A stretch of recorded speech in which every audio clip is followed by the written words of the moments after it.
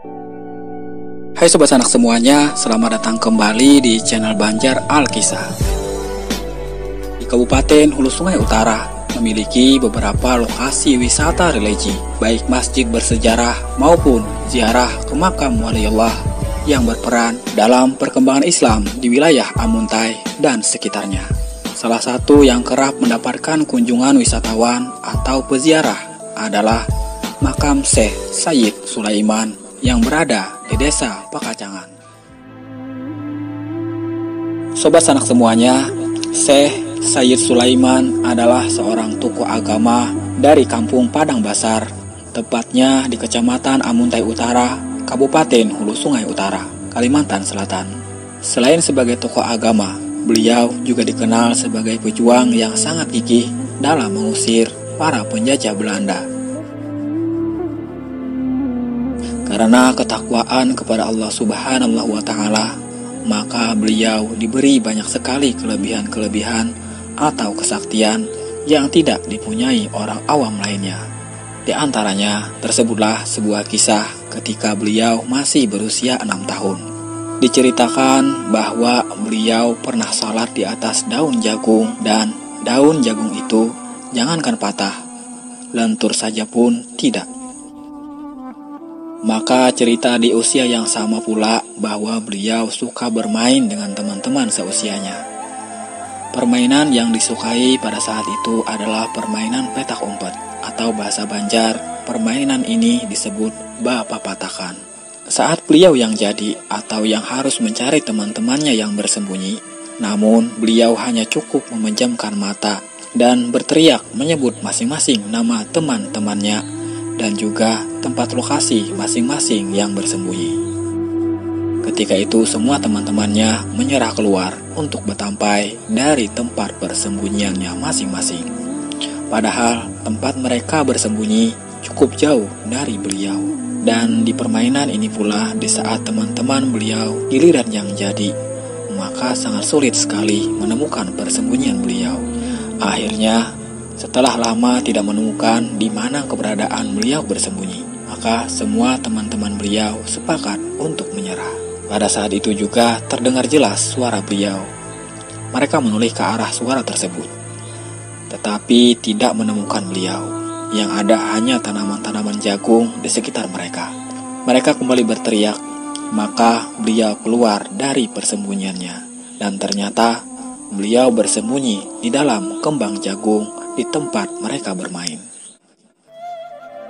Sobat sanak semuanya, masih di usia yang sama, keanehan pun juga terjadi di dalam permainan baku kudaan. Permainan ini di mana siapa yang kalah sweet atau pingsut, dia yang mengusung atau mengambil kawan yang menang sweet.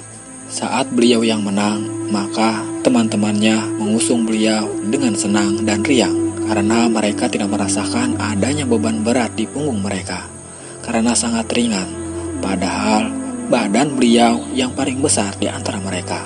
Tetapi di saat beliau yang kalah, mereka yang menaiki punggung beliau secara aneh, tidak diketahui penyebabnya.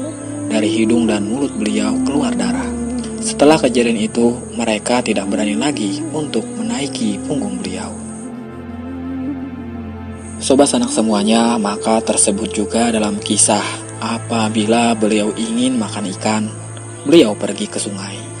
Ikan-ikan menghampirinya, sehingga beliau tinggal memilih ikan mana yang beliau sukai.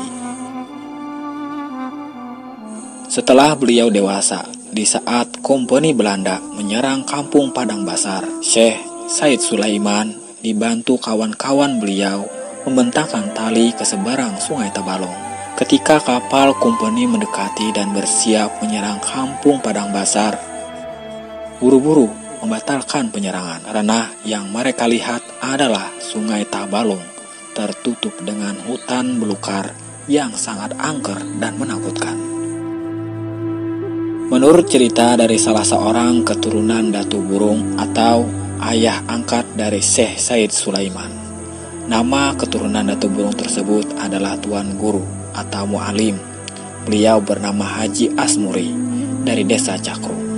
Orang tua beliau konon masih menyimpan peninggalan dari Syekh Said Sulaiman, berupa rambut beliau yang disimpan dalam bumbung yang terbuat dari tanaman bulu atau bambu. Dahulu pada zaman revolusi, banyak para pejuang-pejuang kita dari hulu sungai atau daerah Amuntai yang bermarkas di Danau Tarate, Desa Padang Basar, meminta rambut dari Syekh Said Sulaiman tersebut untuk dijadikan babasal atau ajimat, dengan niat untuk mengusir para penjajah dari muka bumi tercinta ini.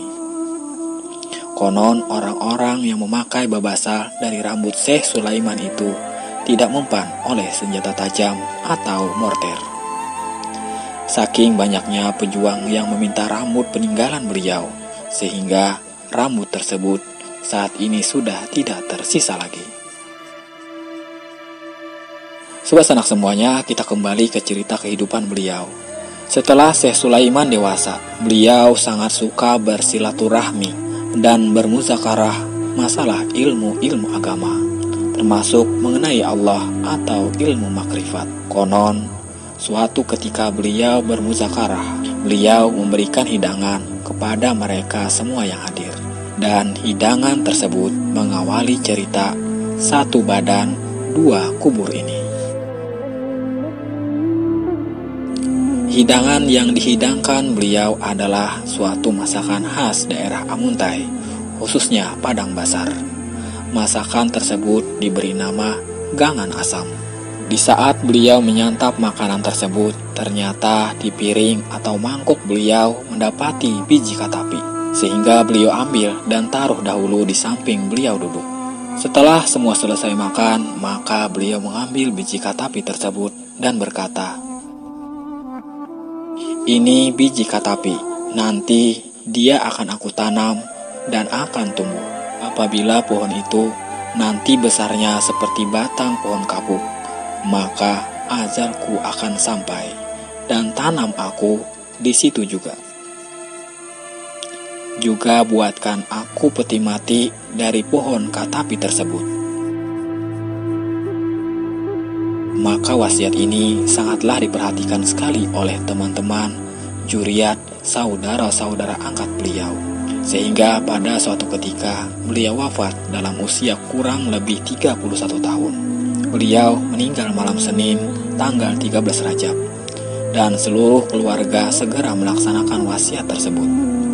Pohon katapi ditebang dan dibuat peti mati, atau bahasa Banjarnya ialah tabala. Lalu digali lubang di samping pohon katapi yang ditebang tersebut. Maka saat itulah tersiar kabar sampai ke Banua atau kota Amuntai sekarang, bahwa Syekh Said Sulaiman telah meninggal dunia. Dan kabar berita ini juga sampai kepada para petinggi atau pejabat negeri. Pada waktu itu masih bermufakat bahwa Syekh Said Sulaiman harus dikubur di Banua, karena mereka semua berpendapat tidak pantas rasanya seorang yang sangat dihormati dan disegani, bahkan dengan banyak karomah beliau dari kecil hingga dewasa, karena beliau dipercaya dan dianggap bukan orang awam, melainkan mereka menganggap beliau wali Allah dan seorang pejuang yang gigih dalam mengusir penjajah Belanda. Maka diutuslah beberapa utusan untuk menjemput jenazah Syekh Said Sulaiman tersebut dengan menggunakan kendaraan perahu putih. Utusan pertama langsung ditolak oleh seluruh keluarga beliau, sehingga utusan ini pulang dan melaporkan kepada petinggi negeri bahwa mereka ditolak. Mereka mengutus lagi utusan yang kedua dan hasilnya pun tetap sama.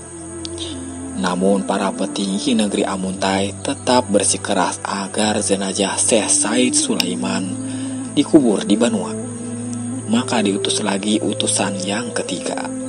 Di tengah perjalanan mereka atau para utusan tersebut dikejutkan oleh suara gemuruh angin yang sangat kencang, seakan-akan pohon-pohon di sekitar mau tumbang dan kilat sambar menyambar, disertai hujan turun dengan derasnya, sehingga mengakibatkan sungai Tabalong meluap seketika. Perahu putih yang ditumpangi oleh para utusan kandas menimpa tabur atau batu kali dan bocor, sehingga mereka tidak bisa meneruskan perjalanan dan mereka pun pulang dengan laporan tersebut. Namun sekali lagi para petinggi negeri pada waktu itu tidak putus harapan. Dengan alasan-alasan yang kuat, mereka mengirim lagi utusan yang keempat. Konon dalam utusan ini ditambah lagi dengan orang-orang yang berpengaruh dan perahu pun dicari yang lebih baik dan besar. Dengan harapan mudah-mudahan utusan yang keempat ini bisa membuat para keluarga atau juriat sang waliullah tersebut luluh hatinya dan mengizinkan membawa jenazah beliau. Sesampainya mereka di tempat jenazah atau desa Padang Basar, dengan membawa berbagai macam alasan yang masuk akal, akhirnya keluarga mufakat bahwa mungkin ini sudah menjadi takdir yang maha kuasa. Cukup sudah 3 kali mereka mempertahankan wasiat Syekh Said Sulaiman. Atas izin itu, jenazah Syekh Said Sulaiman dibawa dan dikuburkan atau dimakamkan di Banua, tepatnya di desa Pakacangan. Setelah beberapa waktu, warga kampung desa Pakacangan ketika suatu malam mereka sedang tertidur, dikejutkan oleh adanya suara orang bertahlil dan bertakbir, serta adanya sinar atau cahaya yang sangat terang. Dan setelah diselidiki, suara beserta cahaya tersebut berasal dari makam Syekh Said Sulaiman. Setelah beberapa waktu, cahaya yang disertai suara takbir itu berjalan dan terbang ke hulu, sehingga orang-orang yang menyaksikan menjadi bingung dan penasaran. Mereka mengikuti kemana arah cahaya dan suara itu pergi. Ternyata cahaya dan suara itu pergi menuju kampung Padang Basar dan jatuh di tempat lubang kubur yang pernah beliau wasiatkan. Konon, lubang kubur itu karena adanya beberapa kali perundingan dengan utusan, maka lubang tersebut tidak sempat ditutupi. Setelah kejadian malam tersebut, lubang itu tertutup dengan sendirinya, layaknya sebuah kuburan baru. Dengan kejadian tersebutlah penduduk sekitar dan warga yakin bahwa itu adalah kuburnya Syekh Said Sulaiman. Berita ini pun sangat cepat beredar di kalangan masyarakat bahwa Syekh Said Sulaiman kembali berkubur di desa Padang Basar. Orang-orang yang dekat dengan beliau setelah mendengar kabar tersebut yakin itu adalah memang benar kubur Syekh Said Sulaiman. Itu tidaklah aneh menurut mereka, karena kata mereka lebih banyak hal yang lebih aneh yang dilakukan beliau sejak kecil hingga dewasa. Tetapi bagi orang-orang yang tidak terlalu kenal dengan beliau dan kurang yakin hal ini akan menjadi buah bibir, mereka tidak yakin dan tidak percaya dan akan bertanya-tanya manakah kubur beliau yang sebenarnya. Jasad beliau dikubur di Pakacangan, sedangkan kejadian malam itu orang-orang mengatakan bahwa kubur Syekh Said Sulaiman itu ialah yang ada di kampung Padang Basar yang baru muncul. Dengan adanya perbedaan keyakinan di antara masyarakat tentang kubur Syekh Said Sulaiman tersebut, maka dengan izin Allah Subhanahu wa Ta'ala, dan mungkin ini adalah salah satu karomah Syekh Said Sulaiman, yakni ketika orang-orang yang kurang percaya, kurang yakin, maka keluarga serta teman-teman beliau ada yang sedang tidur, ada yang sedang berhalawat atau zikrullah, dan yang lebih aneh lagi orang-orang yang sedang sadar atau tidak tidur didatangi oleh beliau secara zahir atau nampak. Beliau berkata, "Amun ikam dangsanaku, keluarga-keluargaku, cucu-cucuku, kaina hendak baelang atau ziarah kepadaku, ya di sini aku atau Padang Basar, dan di situ aku jua atau Pakacangan." Sobat sanak semuanya, maka menurut penuturan 7 ulama pada saat itu mengatakan bahwa orang yang memiliki hajat atau nazar terhadap makam Syekh Said Sulaiman, seumpama ziarah di Pakacangan ke Padang Basar, ataupun sebaliknya ziarah di Padang Basar tapi ke Pakacangan tidak.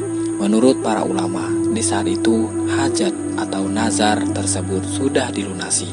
Tetapi menurut mereka lagi, lebih afdal ziarah ke makam beliau, yakni kubur beliau yang zahir di Pakacangan. dan kubur beliau pada batin atau nur di padang basar diziarahi keduanya.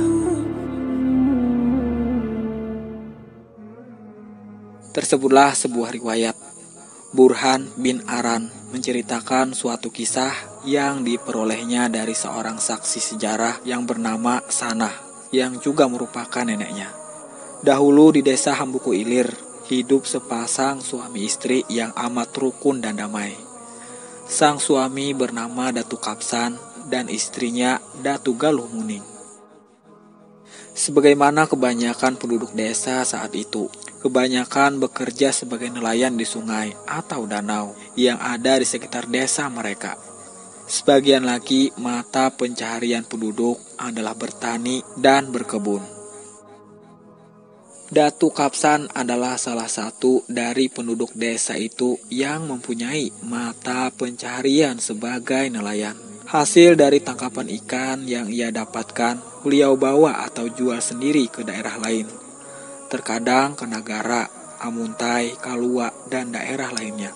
Adapun sang istri beliau, Datu Galuh Muning, tatkala sang suami pergi, membantu mencari ikan di sekitar rumah saja. Beberapa tahun kemudian dari hasil perkawinan mereka berdua, lahirlah 4 orang anak yang terdiri dari seorang perempuan dan 3 orang laki-laki. Anak pertama seorang perempuan bernama Ja'ah, wafat tahun 1994, umur 100 tahun lebih. Anak kedua seorang laki-laki bernama Rahmat, yang akhirnya dikenal dengan sebutan Kai Utuh Amut. Beliau tidak beristri hingga akhir hayat. Anak ketiga bernama Andar, wafat pada waktu berumur 80 tahun. Anak keempat seorang laki-laki bernama Kai Ira, wafat pada saat berumur 75 tahun. Kai Rahmat atau yang lebih dikenal dengan gelar beliau Utuh Amut, yang merupakan anak kedua dari pasangan suami istri Datu Kapsah dan Datu Galuh Muning. Sobat Sanak semuanya, sebelum kita melanjutkan kisah riwayat masa kecil Wali Amut ini yang mengutip dari manaqib Wali Amut, maka terlebih dahulu di sini kita juga menyampaikan sebuah riwayat dan klarifikasi dari cucu Wali Amut, yang mana dalam sebuah wawancara di suatu video, beliau mengatakan bahwa Wali Amut atau Kai Rahmat tidaklah terjatuh dari ayunan yang kemudian sakit. Maka kisah riwayat Wali Amut ini kita kembalikan lagi kepada cerita yang mana semestinya.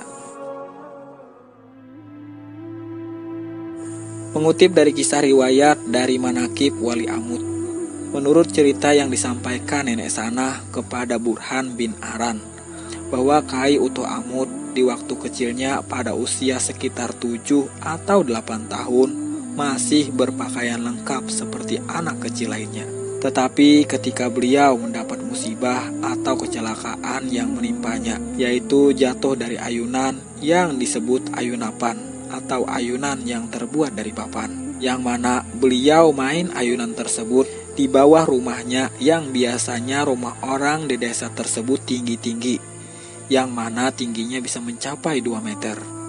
Mainan ayunapan ini merupakan permainan tradisional anak-anak pada masa dahulu.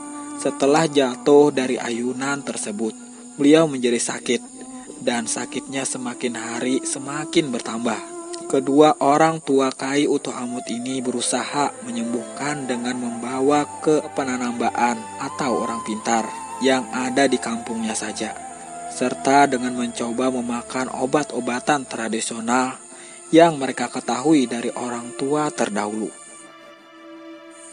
Maklum, untuk berobat ke kota atau keluar daerah mereka tidak mempunyai uang atau dana. Semakin hari sakit anaknya semakin bertambah, sampai-sampai sakitnya tersebut hampir membuatnya meninggal dunia. Ketika melihat keadaan sakit anaknya yang demikian parah inilah, Datu Kapsan dan Datu Galuh Muning berdoa siang dan malam untuk kesembuhan anaknya. Karena mereka berkeyakinan bahwa hanya kepada Allah lah berserah diri. Tidak ada yang dapat menyembuhkan penyakit selain Dia, Allah Subhanahu wa Ta'ala. Bagaimana parahnya suatu penyakit kalau Allah belum menghendaki kematiannya, maka orang itu akan sembuh. Maka dengan kodrat dan iradat serta inayah dari Allah Subhanahu wa Ta'ala, akhirnya Kyai Utuh Amut sembuh dari penyakit yang diderita beliau. Tetapi setelah kesembuhannya terjadi perubahan pada diri beliau. Sebelum sakitnya, beliau masih suka berpakaian. Tetapi setelah sembuh, ia tidak mau lagi berpakaian. Kalau disuruh berpakaian, beliau akan menggelengkan kepalanya, dan kalau dipaksa, dia akan menangis sambil meronta-ronta. Karena kebiasaannya, akhirnya beliau diberi gelar Utuh Amut, atau orang yang tidak berpakaian sama sekali. Setelah kesembuhannya dari penyakit dan kebiasaan barunya yang tidak mau berpakaian, beliau suka berjalan kemana saja, baik siang maupun malam, dan waktu beliau berumur sekitar 9 tahun. Dalam hal perjalanannya itu, Kyai Utuh Amut lebih sering berjalan kaki. Namun sesekali beliau ikut menumpang kendaraan atau ada orang yang mengajaknya naik kendaraan. Menurut salah seorang cucunya yang masih hidup, bahwa Kyai Utuh Amut saat mau berjalan tidak mau diberi bekal makanan atau minuman, dan diperkirakan kemanapun beliau akan berjalan dan kapan beliau akan kembali. Namun rumah keluarganya tidak pernah menutup pintunya karena Kyai Utuh Amut datangnya tidak menentu. Terkadang siang, sore, malam, bahkan waktu subuh. Dan makanan pun selalu disiapkan. Sebab walaupun disuruh makan, terkadang beliau tidak mau makan. Dan terkadang di saat orang tidak ada yang menawarinya makan, maka beliau minta makan. Melihat keadaan yang demikian, orang tua beliau Datuk Kapsan merasa prihatin melihat kondisi anaknya yang kala itu masih terlalu muda untuk berjalan ke tempat yang terlalu jauh, dan kadang-kadang sampai berminggu-minggu, bahkan berbulan-bulan baru kembali ke rumah. Datuk Kapsan berusaha sedapat mungkin untuk melarangnya. Bahkan pernah melarangnya disertai dengan menyakiti atau memukulnya. Namun semua itu tidak dipedulikan Kyai Utuh Amut. Hal ini dilakukan karena ia mempunyai kemauan yang keras dan kuat. Kebiasaan berjalan-jalan ini dilakukannya hingga tahun 1972. Kali pertama terlihat keanehan atau karamah pada Kyai Utuh Amut terjadi pada akhir tahun 1971 di Kalayan, Banjarmasin. Di rumah seorang perempuan tua bergelar Mak Utuh dan disaksikan oleh Mak Utuh sendiri. Pada saat itu Kyai Utuh Amut sudah mau memakai pakaian. Namun beliau hanya mau memakai pakaian jika pakaian yang dipakainya berwarna kuning. Maka dikisahkan perempuan tua yang bergelar Mak Utuh ini mempunyai penyakit yang sudah lama sekali dideritanya, yaitu penyakit abuh atau pembesaran perut atau tumor di perut. Sudah kesana kemari berobat, baik ke rumah sakit, dokter, ataupun tabib kampung. Namun penyakitnya tak kunjung sembuh juga. Sedangkan untuk biaya berobat ke rumah sakit sudah tidak cukup lagi. Sampai pada suatu saat datanglah Mak Utuh kepada seorang habaib untuk minta banyu tawar atau minta air yang diberi doa bagi kesembuhan penyakitnya. Setelah sampai di rumah habaib tersebut, Mak Utuh menceritakan penyakit yang dideritanya dan minta tolong kepada sang habib untuk memberikan banyu tawar atau air yang diberi doa dan mendoakan bagi kesembuhan penyakitnya. Tak lama kemudian, selesailah sang habib menawar banyu yang diminta Mak Utuh dan memberikan air tersebut kepadanya sambil berpesan, "Wahai Mak Utuh, air ini nanti diminum 3 kali sehari. Semoga penyakit sampian cepat disembuhkan oleh Allah Subhanahu wa Ta'ala. Mak Utuh, aku berpesan kepadamu, nanti apabila sampian ada bertemu atau melihat seseorang yang terlihat aneh atau tidak seperti kebiasaan orang banyak, maka ajaklah ke rumah dan beri makan dan minum, serta pakaian, dan peliharalah ia, serta minta doakan kepadanya untuk kesembuhan penyakit sampian. Hanya itulah yang dapat aku sampaikan kepada sampian. Semoga sampian bertemu dengan orang tersebut dan penyakit sampian lekas sembuh, ujar Habib menambahkan.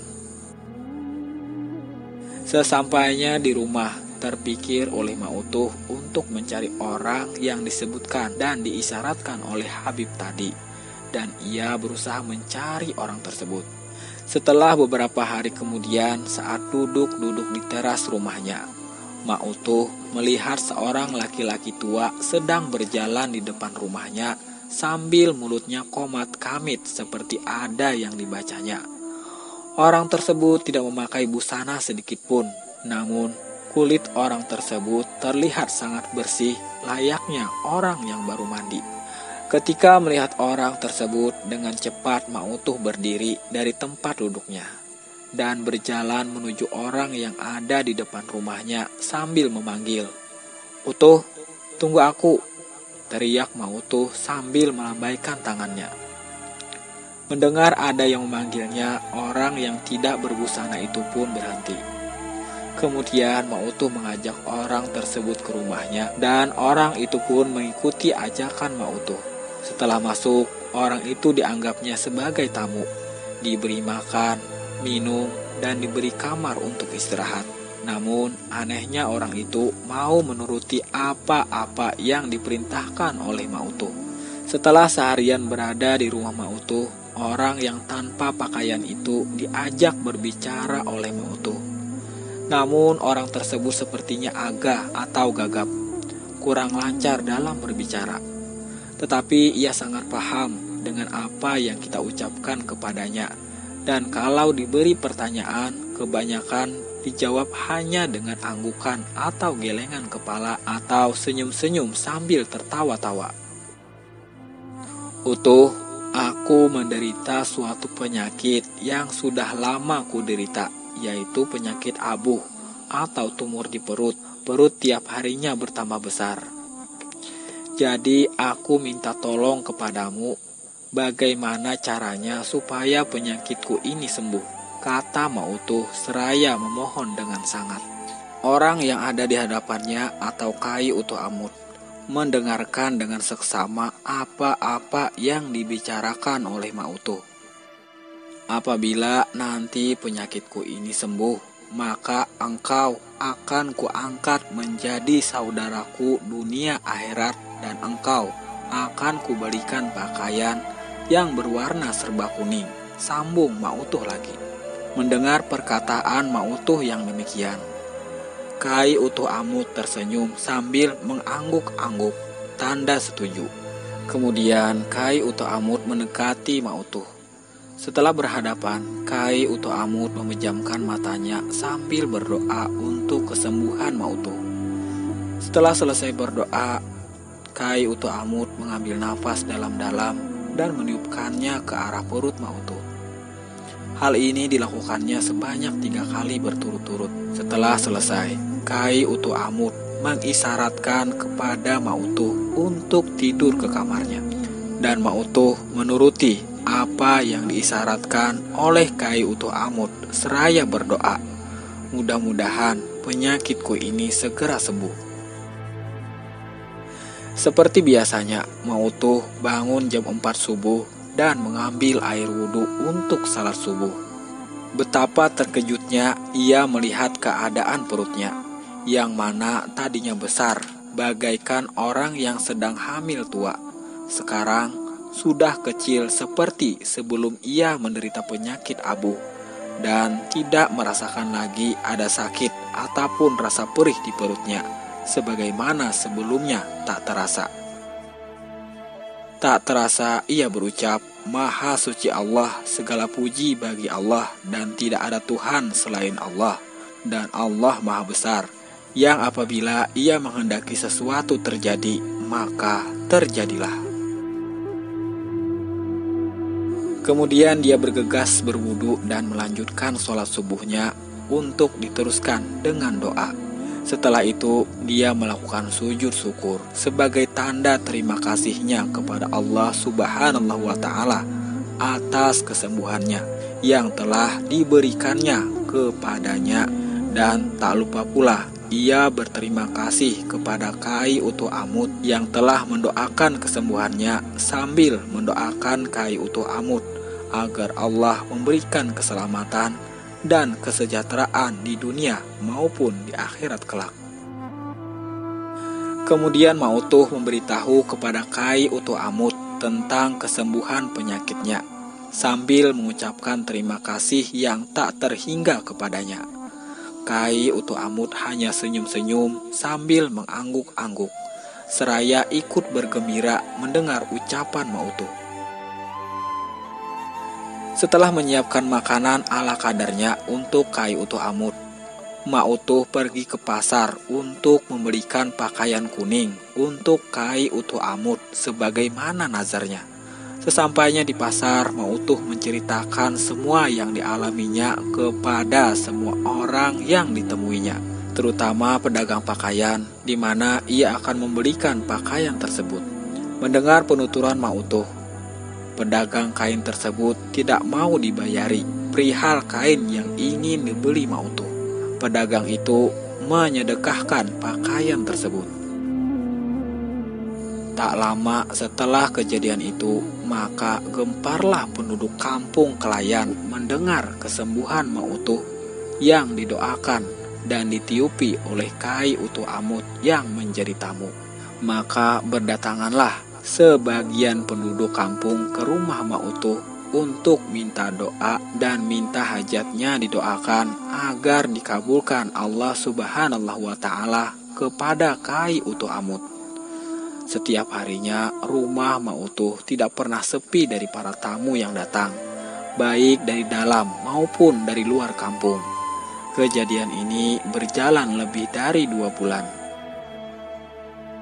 Begitu cepat berita tersebut terdengar sampai ke telinga keluarga beliau, maka keluarganya akan menjenguk untuk memastikan apakah benar Kai Utuh Amut yang diberitakan itu adalah keluarganya, sekaligus untuk menjemputnya pulang ke kampung halaman. Setelah mengadakan musyawarah keluarga, maka berangkatlah saudara tuanya yaitu Ja'ah dan cucunya hidup ke Kalayan, Banjarmasin untuk memastikan berita tersebut. Sesampainya di kampung Kalayan, mereka menuju rumah Ma Utuh diantar oleh penduduk kampung yang tahu keberadaannya. Setelah bertemu dengan Kai Utuh Amut, saudara dan cucu beliau bersalaman sambil berpelukan karena rindu setelah sekian lama tidak bertemu. Setelah beberapa hari menginap di rumah Ma Utuh, Ja'ah minta izin untuk membawa Kai Utuh Amut ke kampungnya dan tidak lupa mengucapkan terima kasih karena telah memelihara saudaranya Utuh Amut dalam beberapa bulan terakhir. Ma Utuh pun mengucapkan terima kasih yang tak terhingga atas pertolongan Kai Utuh Amut dalam mendoakan kesembuhannya, serta mendoakan Kai Utuh Amut agar diberikan balasan berlipat ganda oleh Allah Subhanahu wa Ta'ala. Maka pulanglah Kai Utuh Amut bersama kakak dan cucunya, menumpang kapal motor menuju desa Sungai Durait, Babirik, Hulu Sungai Utara. Saat kepulangan inilah hampir seluruh warga penduduk kampung Kelayan berduyun-duyun datang ke rumah Ma Utuh untuk melepas kepergian Kai Utuh Amut dengan melambaikan tangan sambil berlinang air mata sebagian penduduk kampung, terutama Ma Utuh yang tak kuasa menahan tangisnya mengantarkan kepergian Kai Utuh Amut dan keluarganya ketika mereka sedang menaiki kapal motor tersebut. Kai Utuh Amut dan keluarganya pun melambaikan tangan seraya berucap selamat tinggal. Beberapa hari kemudian sampailah Kai Utuh Amut beserta keluarganya di rumahnya di Sungai Durait, Kecamatan Babirik, Kabupaten Amuntai, Hulu Sungai Utara, yaitu sekitar awal tahun 1972. Dan sejak saat kedatangan beliau itu, Kai Utuh Amut tidak pernah lagi berjalan ataupun berkelana keluar kampungnya sebagaimana kebiasaannya dahulu. Namun setiap harinya tidak henti-hentinya orang datang ke rumahnya untuk minta doakan ataupun berbagai hajat lainnya, baik dari sekitar kampungnya ataupun dari luar kampungnya dan dari luar daerah Kalimantan Selatan.